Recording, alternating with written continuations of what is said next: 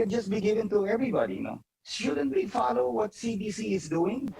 Aside from giving a second booster, infectious disease specialist Ron Jean Solantes says the new administration should also prioritize getting next-generation vaccines or those developed against a specific variant. If BA.5 will still be circulating and we don't have much antibody against the BA.5, there will always be episodes of cases. A preliminary study published in the Nature Scientific Journal shows Omicron subvariants BA4 and 5 are 4 times more resistant to current vaccines and more likely to cause infection among vaccinated and those who already had COVID. Solantes says this could mean a need for second booster for all adults 18 years and older. Giving fourth dose will also increase the neutralizing antibody. Getting the vaccine will still protect us against the severe infections, especially given the booster vaccine. In past weeks, BA.5 has been the most commonly detected variant in the country. Experts say this is driving the new surge. Dr. Solantes says even if cases decline, there could still be pockets of spikes in cases till end of the year with Omicron subvariant BA.5 circulating. Caroline Bongkin, CNN Philippines. Meanwhile, Octa Research Fellow Guido David says COVID-19 infections in Metro Manila could have already peaked. Bilang ng mga nagpa-positive sa testing, yung pinakamataas ng July 15 at bumaba na ng July 16 at 17. Kung magtuloy-tuloy ito, baka pababa na yung trend natin sa Metro Manila. Calabarzon, Central Luzon, and Western Visayas could follow, but infections in other provinces are still on the rise. Now on to another health-related concern. The health department has recorded over 16,300 cases of dengue in just a month. That's from June 5th to July 2nd. This figure represents 25% of the total tally of 65,190 cases recorded since the start of the year. Most of these new cases were found in Central Luzon, Metro Manila, and Central Visayas. So far, 13 out of 17 regions already exceeded the epidemic threshold, with Central Luzon, Mimaropa, Bicol, Western Visayas, the Zamboanga Peninsula, the Davao region, Soc-Sargen, Bangsamoro, and the Cordilleras showing a sustained rising trend from June 5th to July 2nd. Health experts can attest to the data.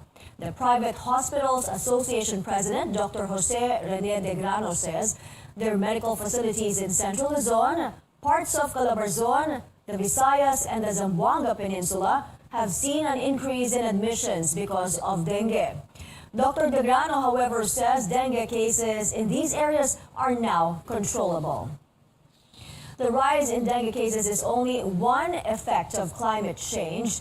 This National Disaster Resilience Month, the Science and Technology Department introduces innovations and projects that can help the country go through storms and other disasters. Tristan Nodalo gives us a look. From floods, typhoons, and volcanic eruptions to earthquakes, landslides, and tsunamis, the Philippines is one of the most disaster-prone countries in the world. In a webinar on Tuesday, the Science and Technology Department highlighted the importance of new research and development projects in addressing these threats.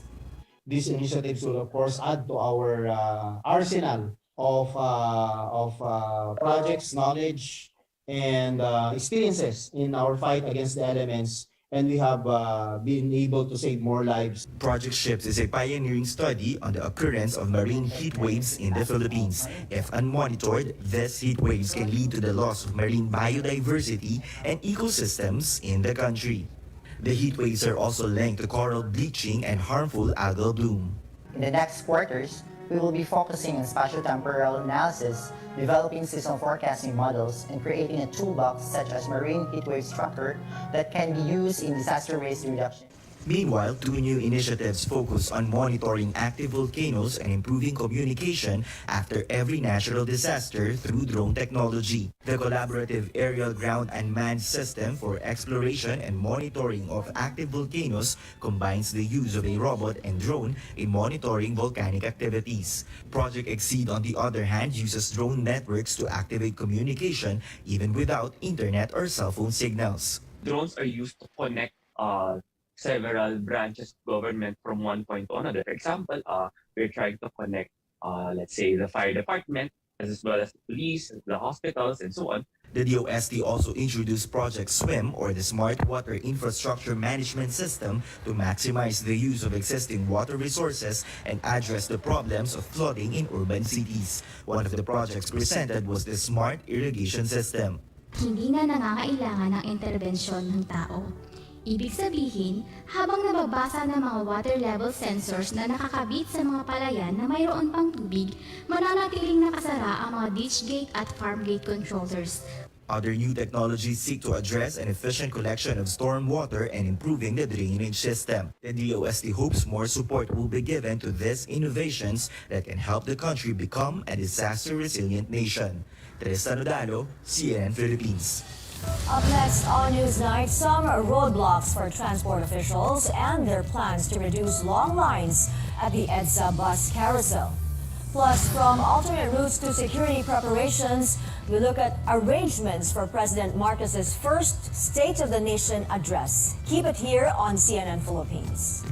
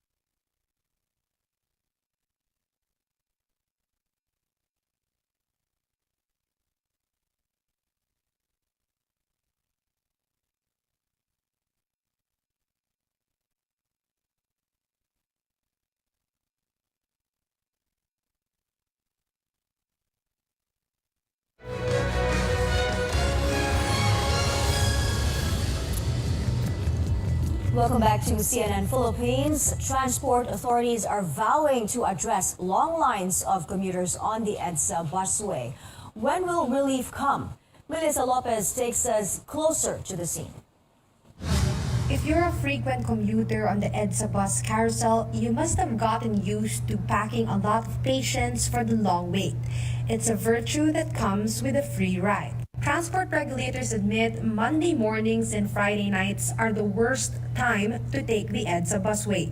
Rush hours for the rest of the week are no different, but midday trips are a breeze.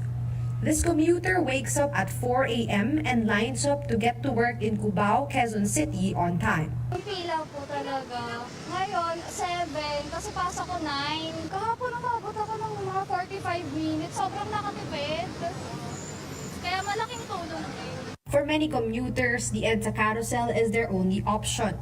The Transportation Department has banned jeepneys on the highway. LTFRB wants bus companies under the program to deploy a full force of 440 buses during rush hour against the current 200 units. The problem appears to be LTFRB's own doing. Payments to bus companies are more than a month behind, worth nearly 400 million pesos. Hindi naman kami nangako na talagang magkakaroon kami ng maraming dispatch kasi depende rin naman po yan doon sa payouts na pinangako rin naman nila sa amin na ipapacilitate nila kasi long overdue na po yung mga payouts. Meron lang magbabayaran 2 linggo. Pag ginawa ka doon sa kabayon, ubus agad yun. LTFRB says it is trying to settle its dues by end July. Ang dami kasi nating in-implement na libre sakay program, nationwide po siya. So talagang na-overwhelm din yung mga empleyado dito. Talagang ayusin namin. And then once maayos namin talagang sisigilin namin sila on the deployment. Kasi wala na silang reason why they would not be deploying up to their full capacity. Other plans include allowing buses to accept standing room passengers when there's high demand, but regulators will have to clear this first with IATF because of rising COVID-19 cases. The agency is also eyeing potential staging areas for buses close to Monumento in Caloocan City, the beginning of the busway line, for easy deployment. Bus firms will meet with transport officials for a second time on July 21st to resolve these issues. Melissa Lopez, CNN Philippines. A new survey by Pulse Asia reveals more Filipinos are growing dissatisfied with the K-12 program. With the Marcos administration now reviewing K-12, what are some of the basic problems plaguing the system? AC Nichols has this story. Ayumi Quezon is an incoming grade 10 student. She says she cannot wait to finish her studies so she can get a job and start helping out at home. If not for K-12, Ayumi would have graduated from high school this year. Para mabilis na po mag-college, makapagtrabaho. Her mom Edith agrees. Edith believes the K-12 system should be scrapped. She says the longer her kids stay in school, the harder it is on their budget. Yung ipon na gagastos hanggang kasi dalawa sila nag-aaral ng grade 9. Na parang hindi ako nakakapag-maintain ng budget. The K-12 system was first implemented in 2012. It requires students to complete 6 years in elementary, 4 years in junior high school, and another 2 years in senior high. It's supposed to better prepare students for tertiary education and employment. There has been a growing sentiment against the K-12 program's implementation over the years. A recent Pulse Asia survey shows 44% are not satisfied with the system, higher than the 28% result in 2019. The Teachers' Dignity Coalition is not surprised. The group says K-12 reforms are ineffective as government fails to address key issues in basic education, such as lack of classrooms and school personnel. Parang hindi naman sineryoso ito ng ating gobyerno, no? Hindi naman pinondohan yung dapat na pondohan, ano? President Bongbong Marcos has directed the Education Department to review the K-12 system. The Alliance of Concerned Teachers believes K-12 could work, but only with proper funding. Halimbawa, gagawa yung bata ng welding. Pag-weldingin mo yung bata, and yet wala naman materyales. Pag-aaralin mo ng automotive, wala namang sasakyan, aayusin nila yung mga tools na kailangan nila. Gagawa sila na halimbawa ng mga alak or mga coffee. Wala naman sila mga ingredients. Bibilin pa ng mga magulang. Vice President and Education Secretary Sara Duterte said the review of the K-12 system is ongoing. Natapos po ng previous administration ng ating pong butihing Secretary Briones ang review ng kinder to grade 10, and then nautos ko na po verbally sa loob ng Department of Education ang review ng grades 11 to 12. AC Nichols, CNN Philippines. President Marcos is open to pursuing government-to-government talks for cheaper fertilizers. The president, who is also Agriculture Secretary, met with his department Monday. Mr. Marcos is looking to procure fertilizers through negotiations with China, Indonesia, Malaysia, Russia, and the United Arab Emirates. The chief executive also said he wants to prioritize farm-to-market roads, or roads that connect agricultural areas with market towns. He vowed to make food affordable for all.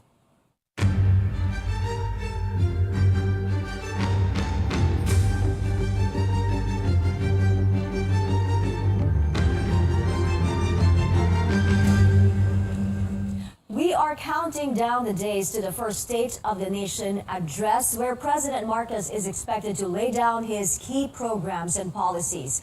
Chrissy Dimatulak walks us through the preparations for July 25th. The Metropolitan Manila Development Authority has identified alternate routes for President Bongbong Marcos's first State of the Nation address. Roads leading to the Batasang Pambansa are still open less than a week from the President's first State of the Nation address. Motorists are advised to take designated alternate routes as traffic is expected to get heavy. For motorists who are northbound or who will be coming from the Quezon Memorial Circle to Fairview, they can take North Avenue, turn right at Mindanao Avenue, then right to Sauyo Road or take Quirino Highway, then Commonwealth Avenue to reach their destination. For motorists who are southbound or those from Fairview to Quezon Memorial Circle, from Commonwealth Avenue, they can turn left at Mindanao Avenue, then turn left at North Avenue to reach their destination. Meanwhile, all trucks coming from C5 along Katipunan Avenue should take the Luzon flyover, then turn left at Congressional Avenue to reach their destination.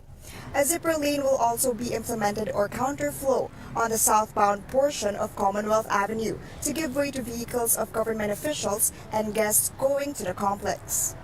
MMDA officer in charge Baltasar Melgar said that 1,133 personnel will be deployed. Ambulances, tow trucks, fire trucks, mobile patrol units, and motorcycle units, among others, will also be deployed at designated routes and staging areas. Meantime, police have not detected any threat leading to the big day. Despite this, police assured that they will be on high alert. Yung 21,000 or actually 21,853 ma'am, yan po ay yung kabuuan na po na deployment po natin dito po sa NCR po. Hindi lang po siya nakafocus actually yan ma'am sa ating Batasan Complex, kundi kasama na po yan ma'am yung ating mga standby forces at saka yung ating mga anti-criminality operations po na mga personnel na magkakandak na anti-criminality operation at saka yung ating mga personnel din ma'am na naka-deploy po dun sa ating mga 34 border control points, yung mga manggagaling po sa boundary ng Region 3 and Region 4 po. According to the National Capital Region Police Office, talks with other agencies started last week, and they will be finalizing other details to make sure that everything goes smoothly. Chrissy Dimatulak, CNN Philippines. The 19th Congress opens in the morning of July 25th, the same day as the SONA. The Senate and the House of Representatives will hold separate sessions where lawmakers may elect a new Senate President and Speaker and committee chairpersons. Leyte 1st District Representative Martin Romualdez earlier said Congress will prioritize the 2023 budget. While the 19th Congress has yet to hear the priority measures of the President, CNN Philippines revisits key legislations passed by senators in the previous Congress. Amor Santos breaks them down in this report. From relaxing restrictions on foreign investors to an agency that caters to our kababayans overseas, senators rose up to the occasion to deliver on key legislation. It's now easier for foreigners to do business in the country, thanks to amendments to the Retail Trade Liberalization Act, Foreign Investments Act, and Public Service Act. To set up shop in the country, foreign retailers only need a paid-up capital of 25 million pesos, just a fifth of the original amount. Non-Filipinos can invest in more local enterprises and even enjoy full ownership in telecommunications, airports and airlines, railways, tollways and expressways, and domestic shipping. In this bid to liberalize our economy, we have taken national security into consideration. We have recognized that certain industries are critical infrastructure. Thus, transactions resulting in the control of such industries are subject to several layers of safeguards like telecommunications. The Senate passed around 400 bills, of which half have been signed into law. The Anti-Terrorism Act survived a constitutional challenge at the Supreme Court. The age of sexual consent has been raised from 12 to 16 years old, and a new agency was created, the Migrant Workers Department, still awaiting the President's signature, a separate facility for inmates convicted of heinous crimes, tighter protection against online sexual abuse of children. Well, hindi ko ma-imagine kung bakit hindi pa pala na pirmahan, pero hindi man pirmahan, posible talagang mag-lapse into law dahil wala ring dahilan na i-veto yan. And a contested bill regulating vape, among others. It was a bill masquerading as a health bill. So niloloko nila yung mga tao. Yun ang totoo nun. The Blue Ribbon Committee took more than 5 months to investigate alleged corruption involving government medical supplier Pharmally, but majority of its members did not sign the committee report at the mention of possible charges against Duterte. Senators promise an independent institution despite a supermajority in the 19th Congress. Beyond writing laws, they should keep the system of checks and balance alive for effective governance under the Marcos administration. Amor Santos, CNN Philippines. Tune in to CNN Philippines as we bring you the opening of the 19th Congress live on Monday, July 25th, beginning at 9:30 in the morning. Don't miss our special coverage of the President's first SONA from 2 p.m. onwards. In world headlines, China reports almost 700 new COVID-19 cases, the highest since May. A number of cities are under partial or full lockdown as Omicron BA.5 cases increase. China is also dealing with a heat wave, with temperatures soaring to as high as 42 degrees Celsius. The United Kingdom sees its third hottest day as a deadly heat wave sweeps parts of Europe. UK's temperatures rose to 37 degrees Celsius on Monday. Other European countries are hitting new heat records, with wildfires raging in France and Spain and a drought in Portugal. The United Nations warns half of humanity could be in the danger zone as high temperatures and wildfires spread across Europe. UN Secretary General Antonio Guterres met with representatives from 40 countries to discuss climate protection measures. This has to be the decade of decisive climate action. That means trust, multilateralism, and collaboration. We have a choice: collective action or collective suicide. It is in our hands. And exclusive on CNN, Sri Lanka's acting president, Ranil Wickremesinghe, says the past administration was covering up facts about the financial crisis. He says the former president did not admit the South Asian nation was bankrupt and needed the help of the International Monetary Fund. The former prime minister, whom protesters wanted out, is now vying to be Sri Lanka's next president. Sports and entertainment news straight ahead. A quarterfinal spot is at stake in tonight's FIBA Asia Cup game between the Philippines and Japan. And get ready, Blinks! Blackpink's Jennie is set to show off her acting chops for the first time in an American series. Details when we come back.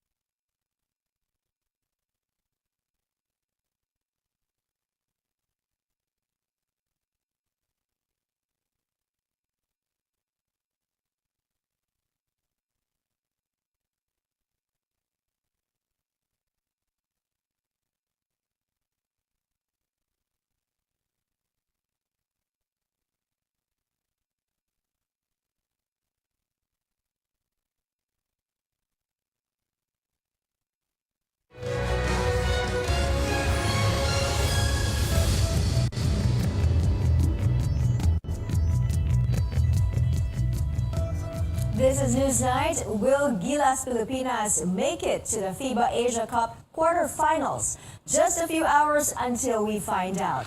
Facing off at 9 p.m., the Philippines and Japan are in a knockout game in Indonesia. Both teams hope to bounce back after losses on Sunday, with Gilas bowing to New Zealand and Iran beating Japan. Setting off to outer space, European astronomers found a mysterious type of black hole outside the Milky Way for the first time. The small spot you see is a dormant stellar mass black hole in a neighboring galaxy. This kind of black hole does not emit high levels of X-ray radiation, making it hard to detect. To find it, scientists spent 6 years on the European Southern Observatory's Very Large Telescope.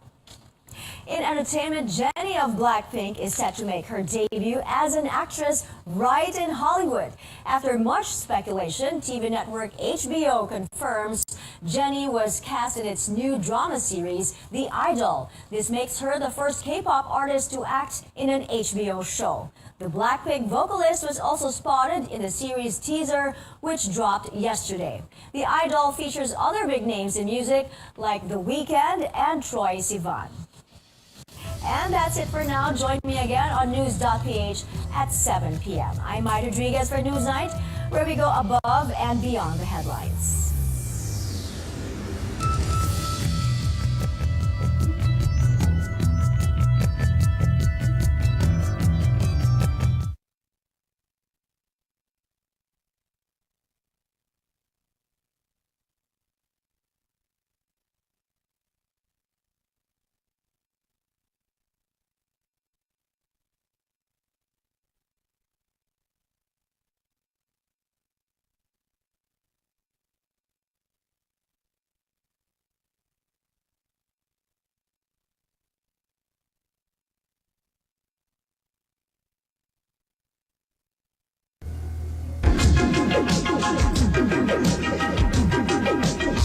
RPN, Radio Philippines Network Incorporated, DXPO. 13-61 sa dial sa inyong radyo. RPN DXKO, ang Radyo Ronda din sa Laglayan sa Cagayan de Oro. Sibiyahan na may galaon sa katawan, andang serbisyo sa tanan.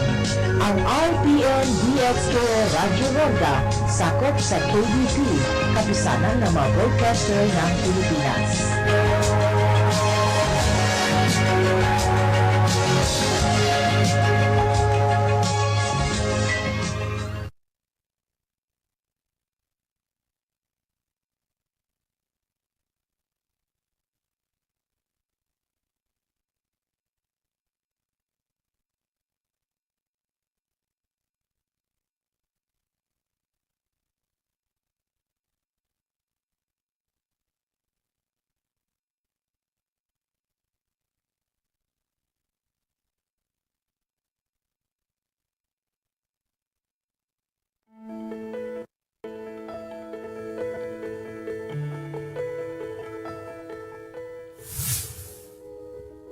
The ability to smile, chew, and even blink our eyes are some of the things that our face can do that we take for granted. But if you're infected with shingles, you are at risk of a rare condition called Ramsay-Hunt syndrome, also known as herpes zoster oticus, a condition that is characterized by facial paralysis. A famous international music artist is currently experiencing this very rare condition. So in this episode, we will discuss what causes Ramsay-Hunt syndrome and the treatments for this disorder. I'm Dr. Freddy Gomez and welcome to MedTalk Health Talk, only on CNN Philippines.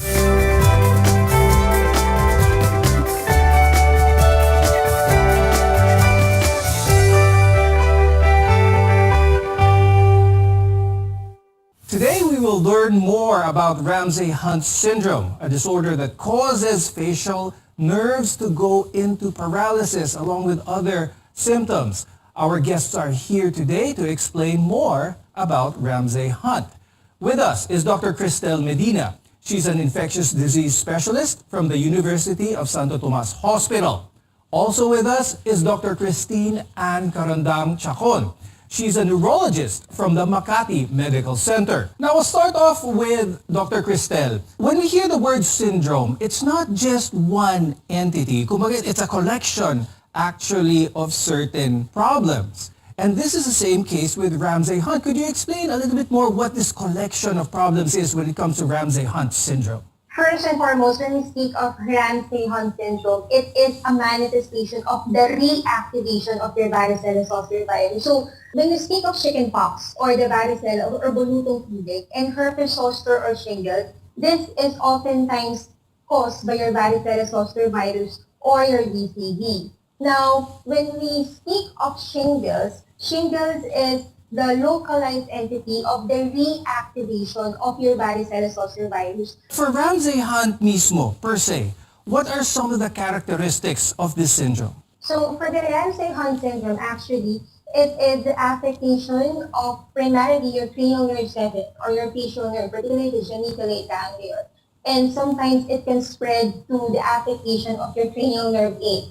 It is actually a triad of having painful vesicular lesion over the outer portion of the ear, or what you call the pinna. There is the loss of the taste over the anterior 2/3 of the tongue, and there is the ipsilateral facial palsy. That is actually the triad of the Ramsay-Hunt syndrome. This is some of the characteristics of what someone with Ramsay-Hunt syndrome might have. Because according to studies, Ramsay-Hunt syndrome happens when the shingles virus, as mentioned earlier, affects the facial nerve of a person. Now, for those who aren't familiar with shingles, what is the connection of shingles and that of Ramsay-Hunt? Shingles actually is what we call herpes zoster, and herpes zoster and the varicella, they are caused by your specific varicella zoster virus.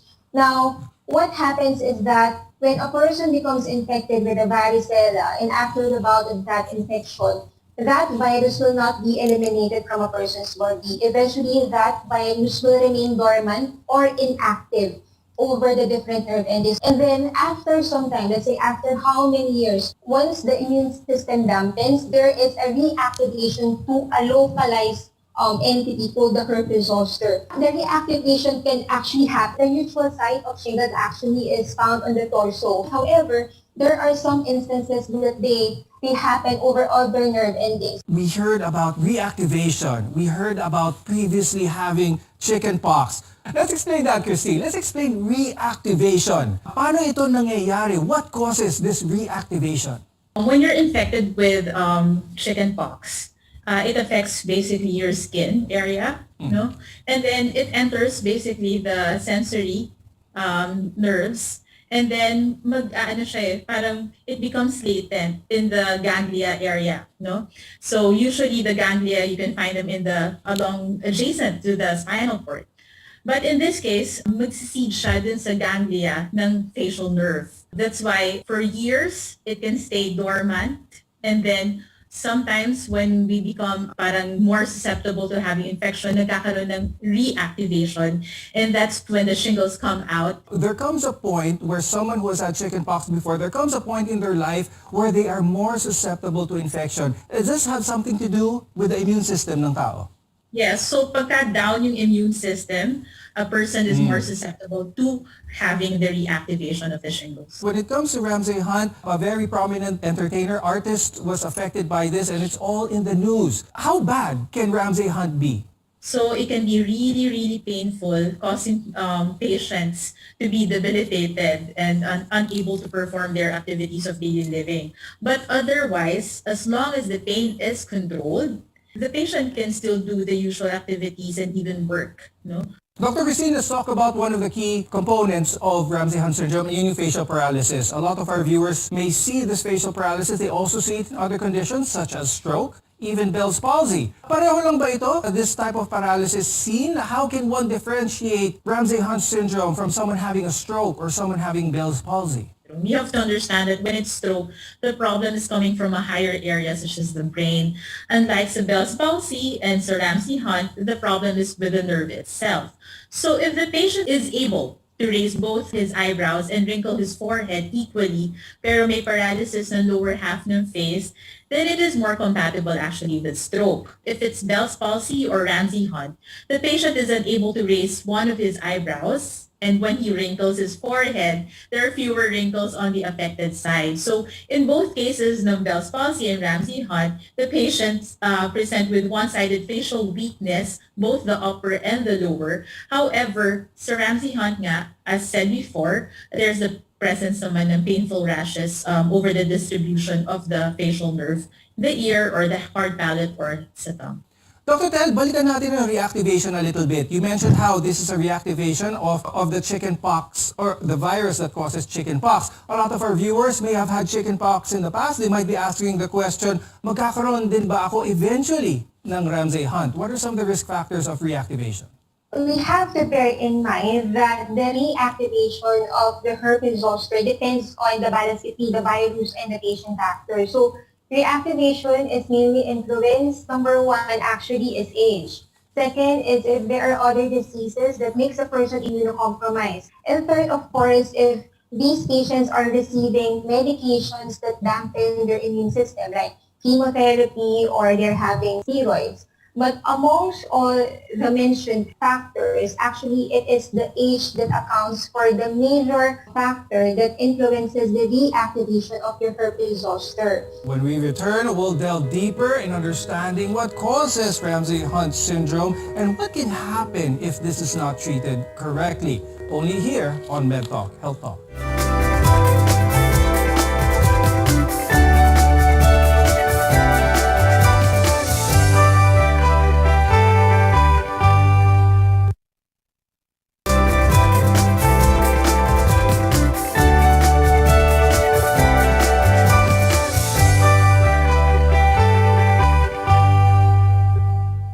I'm Dr. Freddy Gomez and welcome back to MedTalk Health Talk, where caring is our calling.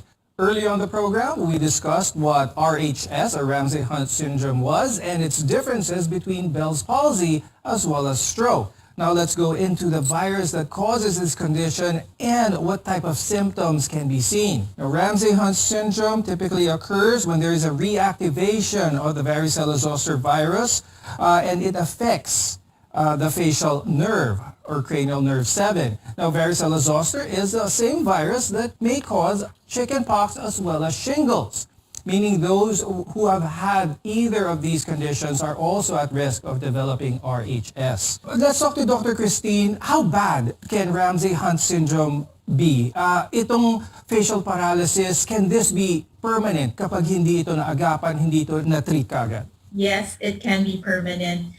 And most of the patients actually can have some improvement of sa movement ng facial muscles nila, but it can only improve up to a certain extent.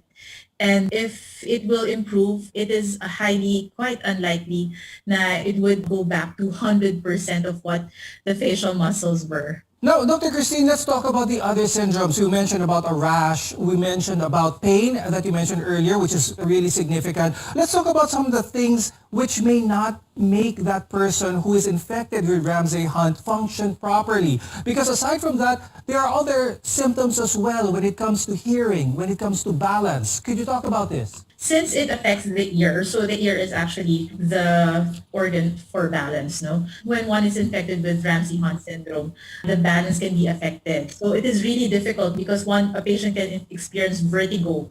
So it is very uncomfortable and one may be even more susceptible to having falls, no? Now, Dr. Tel, let's talk about the virus once again. A lot of our viewers will hear herpes. Is this the same herpes as that of the sexually transmitted infectious kind?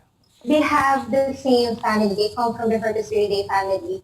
But as you can see, the manifestation, both their manifestation would present with lesions having fluid inside, or what we call the vesicular lesion. They belong to the same family. However, the mode of transmission is actually different from the one we call the herpes simplex, and the one is called the varicella zoster or the herpes zoster. When it comes to those with RHS, contagious ba sila? Those with this virus are similar to shingles, which is infectious. Are those with Ramsay-Hunt syndrome, are they infectious to others as well? Yes. But the dictum is this. you cannot get shingles from someone who has shingles because again, shingles per se is just a reactivation of the varicella zoster virus. But herpes zoster, let's say in the form of Ramsay-Hunt syndrome, you can transmit the varicella zoster virus causing chickenpox, meaning bulutong, in contrast to our varicella naive, or meaning those patients who never had varicella before, or those who never had varicella vaccine. So in short, it is still contagious, especially to this subset of population. Now, as mentioned earlier, the facial paralysis in Ramsay-Hunt can hamper one's ability to blink, smile, as well as chew. Now, there's also the debilitating pain in the ear or in the face that can affect one's hearing as well as their balance. Now, Dr. Christine, let's talk about someone with Ramsay-Hunt, how they can function in their lives. First of all, let's start with the obvious. Bakit isang side lang ng face ang affected, Dr. Christine? Yeah, because it's very localized to the nerve. Actually, it is even possible to have both, but that would just be from pure coincidence, no? So, and the nerves naman are not directly communicating or directly connected to each other. That's why only one side of the face is affected. Dr. Tel, let's talk about that because I will be talking about how infectious disease specialists or neurologists would approach treatment on this. One with Ramsay-Hunt syndrome may present maybe one symptom of it or maybe a lot more. But when it comes to treatment, what is the general approach to treating someone with Ramsay-Hunt syndrome? So generally in treating Ramsay-Hunt syndrome, so number one, we have to give prompt management of antivirals. We have acyclovir and we have valacyclovir. Actually, for immunocompromised patient, it's prudent that we give it in the IV form. Likewise, to lessen the inflammation, we give steroids in patients with Ramsay-Hunt syndrome. And of course, for the debilitating pain that the vesicles may present, we should likewise give pain medication. We can give gabapentin or such just to lessen the pain of these patients. But in terms of time frame, how long, how short are we talking here bago gumaling ang isang taong may RHS? It depends actually on the immune status of the patient. If the patient is immunocompetent, actually the manifestation of the rashes will take around 1 to 2 weeks and then eventually it will crust. And then if prompt treatment or management will happen, then the other neurologic symptoms will eventually improve over time. However, if the patient is an immunocompromised individual, the persistence of the rashes may take around 2 to 4 weeks. Actually, some patients may be longer than that.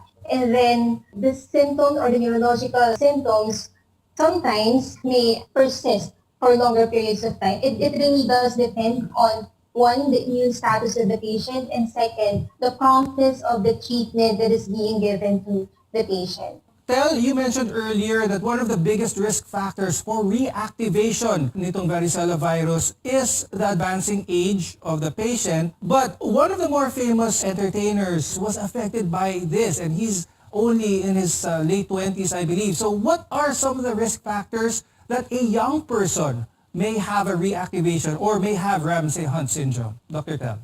Ramsay-Hunt syndrome in a very young individual is actually rare. It's very rare because the immunocompetence of a person in early years is competent enough to guard someone from the reactivation of the virus. So the number one thing that can dampen an immune response of a patient in younger years would be a lot of stress. Actually, a lot of stress. There are some case reports, even psychological stress can actually reactivate herpes zoster virus. Likewise, if the patient will have other unknown immunocompromising condition, that can be a risk factor for the reactivation. Coming up, we'll discuss more treatment measures as well as preventive measures against RHS. Only on MedTalk Health Talk.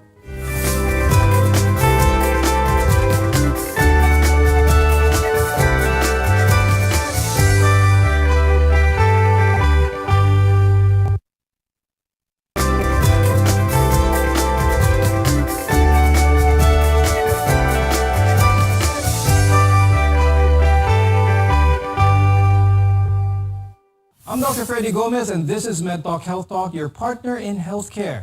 Earlier, we discussed the symptoms and possible reasons why Ramsay-Hunt syndrome occurs in people of all age groups. Now, let's delve into possible preventive measures that we can apply when diagnosed with this condition. Now, Dr. Christine, talking about Ramsay-Hunt syndrome, when someone has RHS, typically they are in their advanced age. Can RHS even aggravate other comorbid conditions that person may have?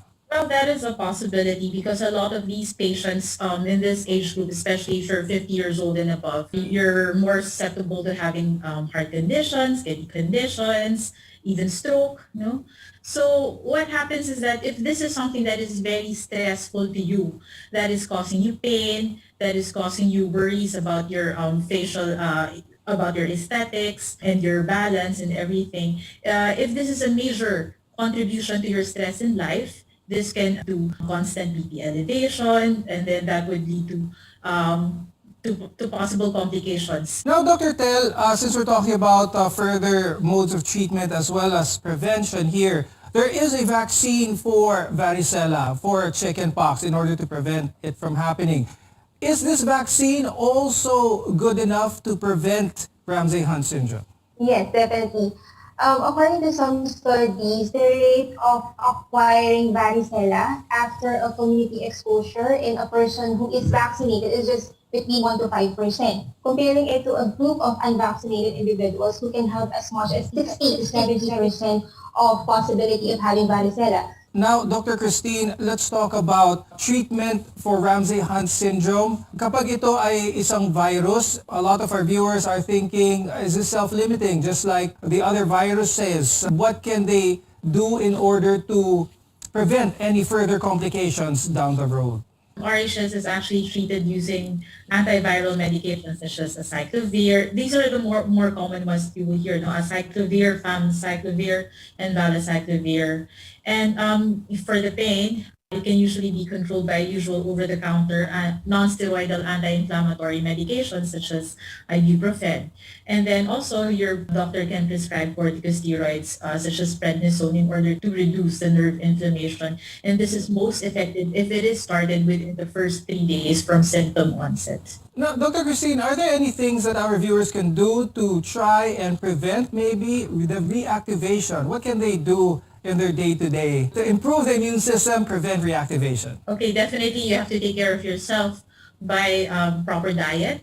Of course, taking in as much as possible green leafy vegetables and a balanced diet of good carbohydrates, protein, and all the sources of your vitamins and minerals.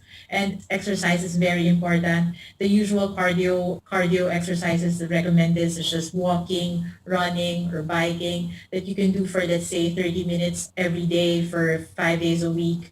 That would be very, very helpful in keeping your immune system at its peak. And Dr. Tel, how about you? Do you have any advice for our viewers to keep the immune system up in order to prevent not just chickenpox or Ramsay-Hunt syndrome, but other infectious diseases as well? If you encounter an individual with a very suspected lesion or questionable lesion, in this time of an age that we are likewise guarding our country from the threats of monkeypox, when in doubt, just seek consult. So if this is indeed herpes zoster or particularly Ramsay-Hunt syndrome, we can give appropriate management which can lessen the morbidity of the patient. We always have to follow the minimum precautionary measures. Let's get our vaccines updated. And lastly, as cliche and basic as it may sound, let's be cautious in staying healthy. With that, thank you very much, Dr. Cristel Medina and Dr. Christine Ann Carandang Chacon, for being with us today and sharing your expertise about Ramsay-Hunt syndrome. I'm Dr. Freddy Gomez, and thank you for watching MedTalk Health Talk. We'll see you again next time.